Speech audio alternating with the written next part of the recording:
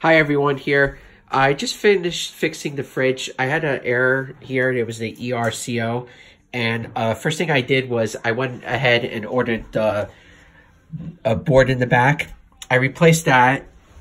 It was pretty easy to do. You just got the 4 screws, pull the the control panel out, put a new one in. Unfortunately, I still had the error. So the next thing it is removing this. And the way to remove this is, we kind of tried it a few different ways, but the best way is there's a hole right here. You really can't see it, but there's like a little thing there. You shove a little screwdriver in there. You kind of wedge it around. This kind of pops out. You pull this all out, and then this goes out this way, and it goes around, and then you're able to pull it out. There's a board there. That could also be the issue. I went ahead and replaced that board. Again, same issue.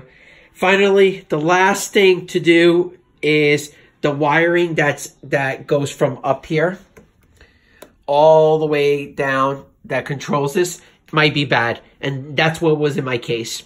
So in order to run the wire, I originally drilled a hole here, try to get some wire in there. Unfortunately, it didn't work because it's all insulated here.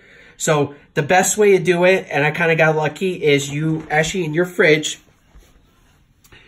there's a panel right here. You remove this out, you pull this out, you remove this. You'll see the tubing where the water tubing comes in from it. What you want to do is you want to run the wire that you're going to be running. And I just got a regular skinny wire. You can get that from Home Depot or Lowe's.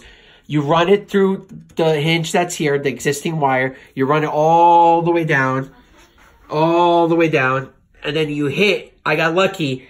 There's a piping that comes through in the inside of the fridge. There's a piping there. I actually ended up going right through it. And then I was able to loop it back, use the piping that comes from the water dispenser into here. I went through that and able to get it back in here. And then all I did was I cut the connectors, screwed the 2 wires together. And then I put electrician tape over it. I did the same up here, cut the wires, reconnected the wires, and put everything back together. And no more error. And it's been working ever since. It's been a day now. The ice machine was acting up. I gave it 24 hours, and it worked. It worked, and I have no issues. I just wanted to put a video. I should have done it as I was working, but I didn't know if the solution was going to work.